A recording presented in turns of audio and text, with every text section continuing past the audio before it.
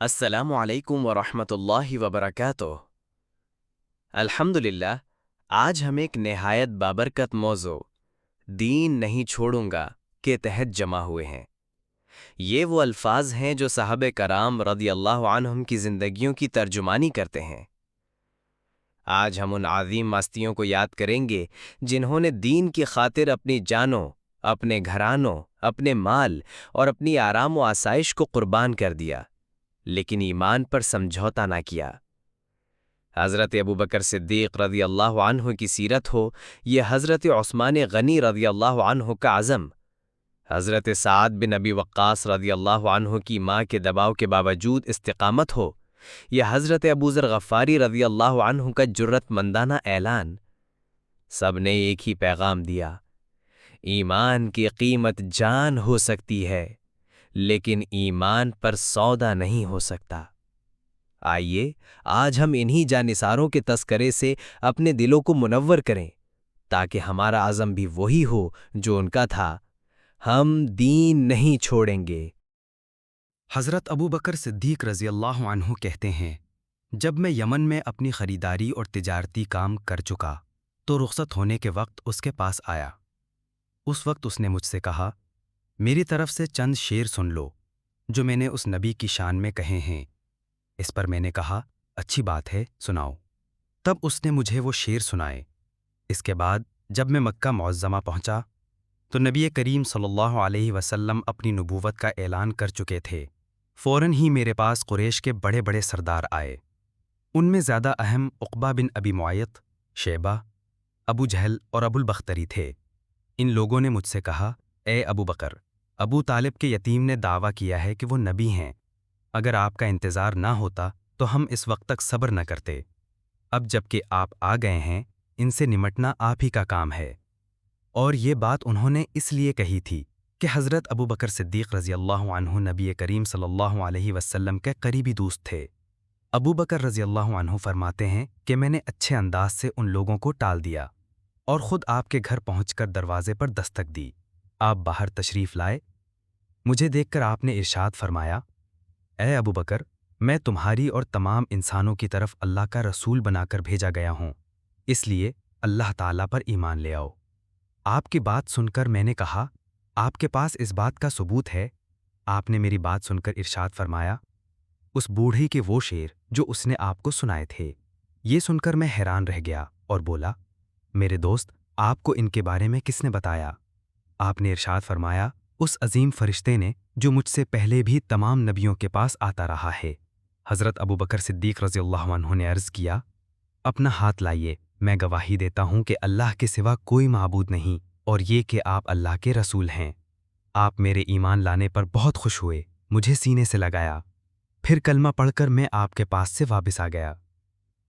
مسلمان ہونے کے بعد حضرت ابوبکر صدیق رضی اللہ عنہ نے جو سب سے پہلا کام کیا وہ تھا اسلام کی تبلیغ۔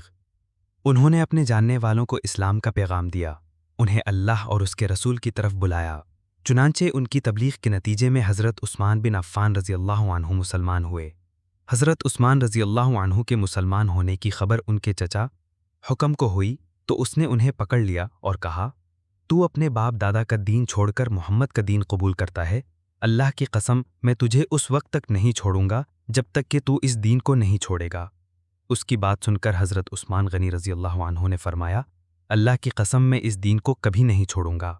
ان کے چچا نے جب ان کی پختگی اور ثابت قدمی دیکھی تو انہیں دھوئیں میں کھڑا کر کے تکالیف پہنچائیں۔ حضرت عثمان رضی اللہ عنہ ثابت قدم رہے۔ حضرت عثمان رضی اللہ عنہ کی فضیلت میں ایک حدیث میں آیا ہے کہ نبی کریم صلی اللہ علیہ وسلم نے فرمایا، جنت میں ہر نبی کا ایک رفیق یعنی ساتھی ہوتا ہے، اور میرے ساتھی وہاں عثمان بن عفان ہوں گے۔ حضرت ابوبکر صدیق رضی اللہ عنہ نے اسلام کی تبلیغ جاری رکھی۔ آپ کی کوششوں سے حضرت عثمان رضی اللہ عنہ کے بعد حضرت زبیر بن العوام رضی اللہ عنہ بھی مسلمان ہو گئے۔ اس وقت ان کی عمر 8 سال تھی۔ اسی طرح حضرت عبد الرحمن بن عوف رضی اللہ عنہ بھی حضرت ابوبکر صدیق رضی اللہ عنہ کی کوشش سے مسلمان ہوئے۔ جاہلیت کے زمانے میں ان کا نام عبد الکعبہ تھا۔ نبی کریم صلی اللہ علیہ وسلم نے آپ کا نام عبد الرحمن رکھا۔ یہ عبد الرحمن بن عوف رضی اللہ عنہ کہتے ہیں، امیہ بن خلف میرا دوست تھا۔ ایک روز اس نے مجھ سے کہا، تم نے اس نام کو چھوڑ دیا جو تمہارے باپ نے رکھا تھا؟ جواب میں نے کہا، ہاں، چھوڑ دیا۔ یہ سن کر وہ بولا، میں رحمان کو نہیں جانتا، اس لیے میں تمہارا نام عبداللہ رکھتا ہوں۔ چنانچہ مشرک اس روز سے مجھے عبداللہ کہہ کر پکارنے لگے۔ حضرت عبد الرحمن بن عوف رضی اللہ عنہ اپنے اسلام لانے کا واقعہ اس طرح بیان کرتے ہیں کہ میں اکثر یمن جایا کرتا تھا۔ جب بھی وہاں جاتا، اسکلان بن عوا کیف ہمیری کے مکان پر ٹھہرا کرتا تھا، اور جب بھی میں اس کے ہاں جاتا وہ مجھ سے پوچھا کرتا تھا، کیا وہ شخص تم لوگوں میں ظاہر ہو گیا ہے جس کی شہرت اور چرچے ہیں؟ کیا تمہارے دین کے معاملے میں کسی نے مخالفت کا اعلان کیا ہے؟ میں ہمیشہ یہی کہا کرتا تھا کہ نہیں، ایسا کوئی شخص ظاہر نہیں ہوا، یہاں تک کہ وہ سال آ گیا جس میں نبی کریم صلی اللہ علیہ وسلم کا ظہور ہوا۔ میں اس سال یمن گیا تو اسی کے ہاں ٹھہرا۔ اس نے یہی سوال پوچھا، تب میں نے اسے بتایا، ہاں، ان کا ظہور ہو گیا ہے، ان کی مخالفت بھی ہو رہی ہے۔ حضرت عبد الرحمن بن عوف رضی اللہ عنہ کے بارے میں نبی اکرم صلی اللہ علیہ وسلم نے ارشاد فرمایا، تم زمین والوں میں بھی امانت دار ہو اور آسمان والوں میں بھی۔ حضرت عبد الرحمن بن عوف رضی اللہ عنہ کے بعد حضرت ابو بکر صدیق رضی اللہ عنہ نے حضرت سعد بن ابی وقاص رضی اللہ عنہ کو بھی اسلام کی دعوت دی۔ انہوں نے کوئی ہچکچاہٹ ظاہر نہ کی، فوراً حضور نبی کریم صلی اللہ علیہ وسلم کے پاس چلے آئے، آپ سے آپ کے پیغام کے بارے میں پوچھا، آپ نے انہیں بتایا تو یہ اسی وقت مسلمان ہو گئے۔ اس وقت ان کی عمر 19 سال تھی۔ یہ بنی زہرہ کے خاندان سے تھے۔ آپ کی والدہ ماجدہ آمنہ بھی اس خاندان سے تھیں، اس لیے حضرت سعد بن ابی وقاص رضی اللہ عنہ حضور نبی کریم صلی اللہ علیہ وسلم کے ماموں کہلاتے تھے۔ آپ نے ایک بار حضرت سعد بن ابی وقاص رضی اللہ عنہ کے لیے فرمایا، یہ میرے ماموں ہیں، ہے کوئی جس کے ایسے ماموں ہوں؟ حضرت سعد بن ابی وقاص رضی اللہ عنہ جب اسلام لائے اور ان کی والدہ کو ان کے مسلمان ہونے کا پتہ چلا تو یہ بات انہیں بہت ناگوار گزری۔ ادھر یہ اپنی والدہ کے بہت فرمانبردار تھے۔ والدہ نے ان سے کہا، کیا تم یہ نہیں سمجھتے کہ اللہ تعالیٰ نے تمہیں اپنے بڑوں کی خاطرداری اور ماں باپ کے ساتھ اچھا معاملہ کرنے کا حکم دیا ہے؟ حضرت سعد نے جواب دیا، ہاں، بالکل ایسا ہی ہے۔ یہ جواب سن کر والدہ نے کہا، بس تو خدا کی قسم میں اس وقت تک کھانا نہیں کھاؤں گی جب تک محمد کے لائے ہوئے پیغام کو کفر نہیں کہو گے اور اساف اور نائلہ بتوں کو جا کر نہیں چھوؤ گے۔ اس وقت کے مشرکوں کا طریقہ یہ تھا کہ وہ ان بتوں کے کھلے منہ میں کھانا اور شراب ڈالا کرتے تھے۔ اب والدہ نے کھانا پینا چھوڑ دیا۔ حضرت سعد نے اپنی والدہ سے کہا، خدا کی قسم ماں، تمہیں نہیں معلوم، اگر تمہارے پاس 1000 زندگیاں ہوتی اور وہ سب ایک ایک کر کے اس وجہ سے ختم ہوتی تب بھی میں نبی کریم صلی اللہ علیہ وسلم کے دین کو ہرگز نہ چھوڑتا، اس لیے یہ اب تمہاری مرضی ہے، کھاؤ یا نہ کھاؤ۔ جب ماں نے ان کی یہ مضبوطی دیکھی تو کھانا شروع کر دیا، تاہم اس نے اب ایک اور کام کیا، دروازے پر آ گئی اور چیخ چیخ کر کہنے لگی، کیا مجھے ایسے مددگار نہیں مل سکتے جو سعد کے معاملے میں میری مدد کریں تاکہ میں اسے گھر میں قید کر دوں اور قید کی حالت میں یہ مر جائے یا اپنے نئے دین کو چھوڑ دے؟ حضرت سعد فرماتے ہیں، میں نے یہ الفاظ سنے تو ماں سے کہا، تم میرے گھر کا رخ بھی نہیں کرو گے۔ اس کے بعد حضرت سعد رضی اللہ عنہ کچھ دن تک گھر نہ گئے۔ والدہ تنگ آ گئی اور اس نے پیغام بھیجا، تم گھر آ جاؤ، دوسروں کے مہمان بن کر ہمیں شرمندہ نہ کرو۔ چنانچہ یہ گھر چلے آئے۔ اب گھر والوں نے پیار محبت سے سمجھانا شروع کیا۔ وہ ان کے بھائی عامر کی مثال دے کر کہتی، دیکھو عامر کتنا اچھا ہے، اس نے اپنے باپ دادا کا دین نہیں چھوڑا۔ لیکن پھر ان کے بھائی عامر بھی مسلمان ہو گئے۔ اب تو والدہ کے غیظ و غضب کی انتہا نہ رہی۔ ماں نے دونوں بھائیوں کو بہت تکالیف پہنچائیں۔ آخر عامر رضی اللہ عنہ تنگ آ کر حبشہ کو ہجرت کر گئے۔ عامر رضی اللہ عنہ کی حبشہ ہجرت کر جانے سے پہلے ایک روز حضرت سعد بن ابی وقاص رضی اللہ عنہ گھر آئے تو دیکھا ماں اور عامر رضی اللہ عنہ کے چاروں طرف بہت سے لوگ جمع ہیں۔ میں نے پوچھا، لوگ کیوں جمع ہیں؟ لوگوں نے بتایا، یہ دیکھو تمہاری ماں نے تمہارے بھائی کو پکڑ رکھا ہے اور اللہ سے عہد کر رہی ہے کہ جب تک عامر بے دینی نہیں چھوڑے گا اس وقت تک یہ نہ تو کھجور کے سائے میں بیٹھے گی اور نہ کھانا کھائے گی اور نہ پانی پیے گی۔ حضرت سعد بن ابی وقاص رضی اللہ عنہ نے یہ سن کر کہا، اللہ کی قسم ماں، تم اس وقت تک کھجور کے سائے میں نہ بیٹھو اور اس وقت تک کچھ نہ کھاؤ پیو جب تک کہ تم جہنم کا ایندھن نہ بن جاؤ۔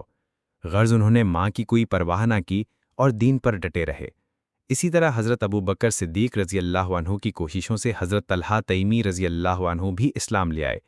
حضرت ابو بکر صدیق رضی اللہ عنہ انہیں حضور نبی کریم صلی اللہ علیہ وسلم کی خدمت میں لائے اور یہ آپ کے ہاتھ پر مسلمان ہوئے۔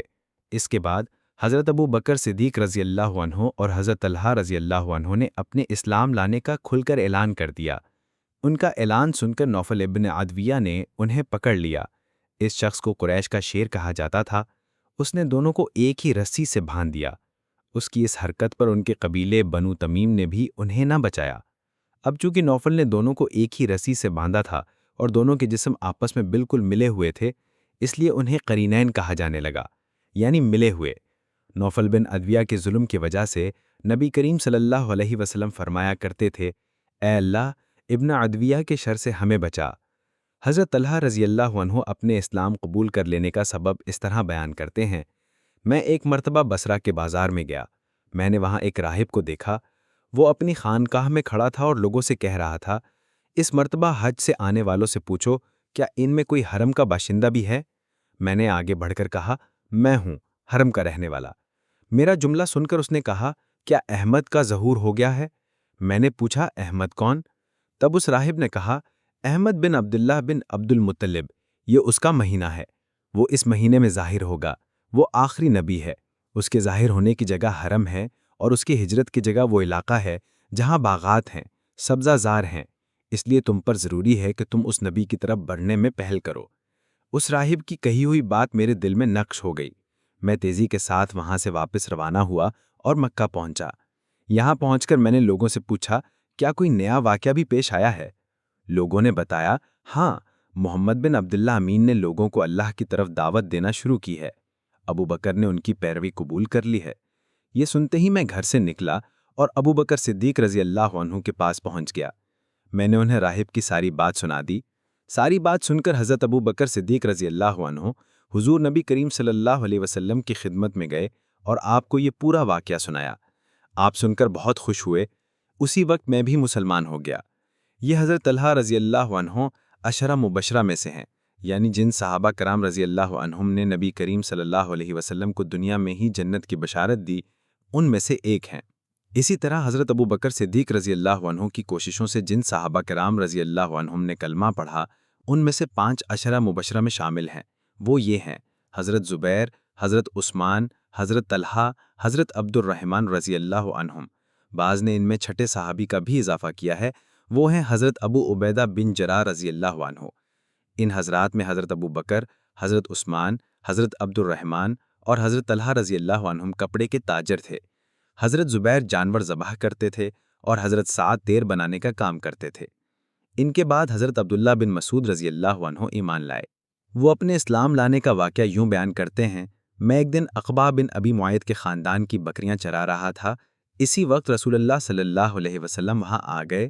ابو بکر صدیق رضی اللہ عنہ بھی آپ کے ساتھ تھے۔ آپ نے پوچھا، کیا تمہارے پاس دودھ ہے؟ میں نے کہا، جی ہاں، لیکن میں تو امین ہوں، یعنی یہ دودھ تو امانت ہے۔ آپ نے فرمایا، کیا تمہارے پاس کوئی ایسی بکری ہے جس نے ابھی کوئی بچہ نہ دیا ہو؟ میں نے کہا، جی ہاں، ایک ایسی بکری ہے۔ میں اس بکری کو آپ کے قریب لے آیا۔ اس کے ابھی تھن پوری طرح نہیں نکلے تھے۔ آپ نے اس کے تھنوں کی جگہ پر ہاتھ پھیرا، اسی وقت اس بکری کے تھن دودھ سے بھر گئے۔ یہ واقعہ دوسری روایت میں یوں بیان ہوا ہے کہ اس کے تھن سوکھ چکے تھے۔ آپ نے ان پر ہاتھ پھیرا تو وہ دودھ سے بھر گئے۔ حضرت عبداللہ بن مسعود رضی اللہ عنہ یہ دیکھ کر حیران رہ گئے۔ وہ آپ کو ایک صاف پتھر تک لے آئے۔ وہاں بیٹھ کر آپ صلی اللہ علیہ وسلم نے بکری کا دودھ دوہا۔ آپ نے وہ دودھ ابو بکر صدیق رضی اللہ عنہ کو پلایا، پھر مجھے پلایا اور آخر میں آپ نے خود پیا۔ پھر آپ نے بکری کے تھن سے فرمایا، سمٹ جاؤ۔ چنانچہ تھن فوراً ہی پھر ویسے ہو گئے جیسے پہلے تھے۔ حضرت عبداللہ بن مسعود رضی اللہ عنہ فرماتے ہیں، جب میں نے رسول اللہ صلی اللہ علیہ وسلم کا یہ معجزہ دیکھا تو آپ سے عرض کیا، اے اللہ کے رسول، مجھے اس کی حقیقت بتائیے۔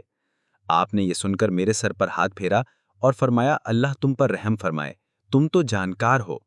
یہ عبداللہ بن مسعود باپ کی بجائے ماں کی طرف سے زیادہ مشہور تھے۔ ان کی ماں کا نام عبد تھا۔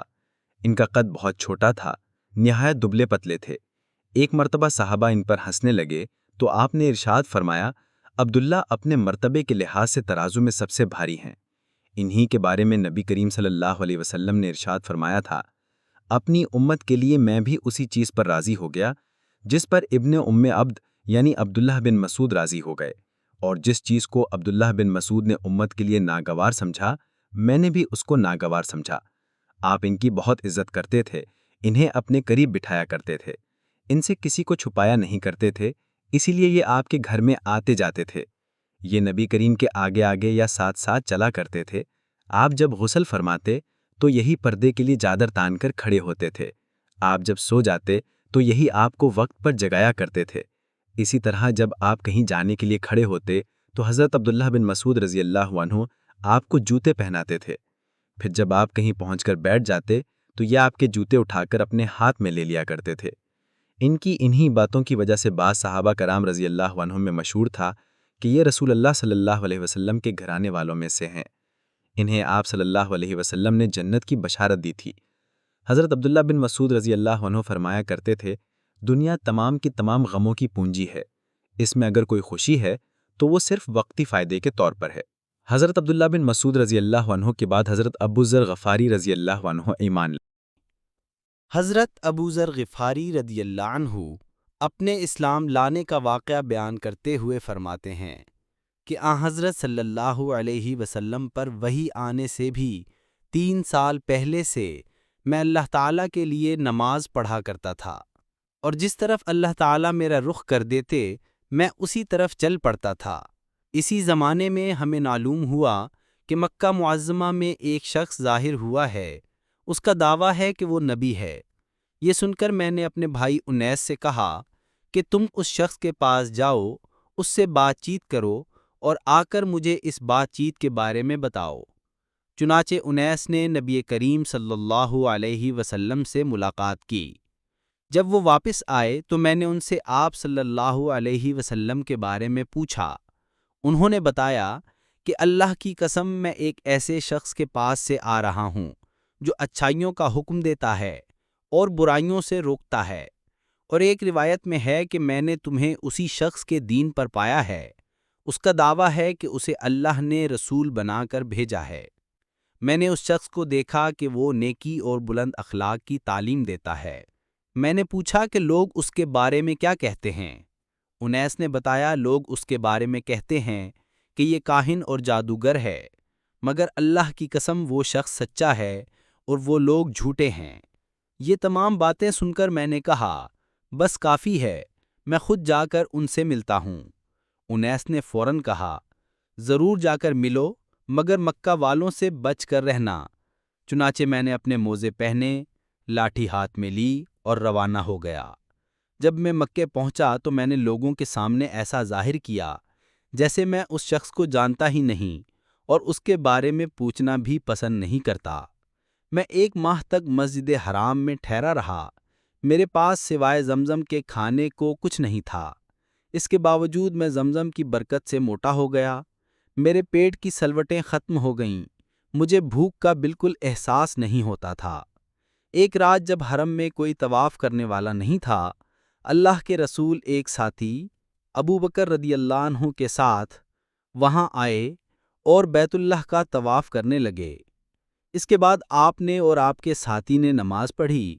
جب آپ نماز سے فارغ ہو گئے تو میں آپ کے نزدیک چلا گیا اور بولا، السلام علیکہ یا رسول اللہ، میں گواہی دیتا ہوں کہ اللہ تعالیٰ کے سوا کوئی عبادت کے لائق نہیں، اور یہ کہ محمد صلی اللہ علیہ وسلم اللہ کے رسول ہیں۔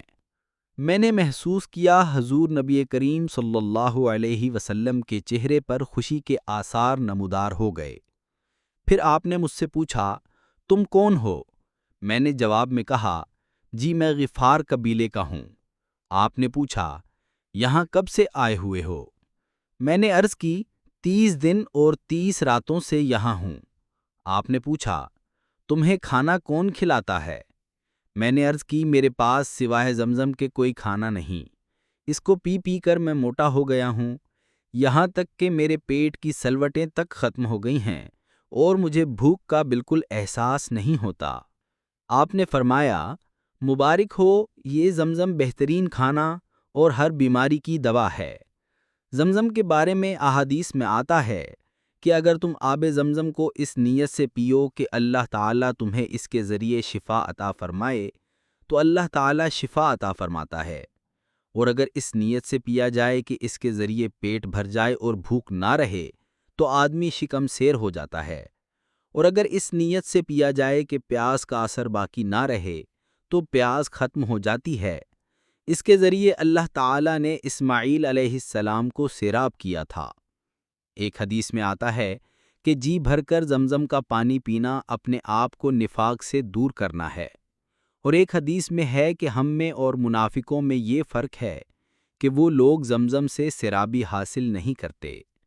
ہاں، تو بات ہو رہی تھی حضرت ابو ذر غفاری رضی اللہ عنہ کی۔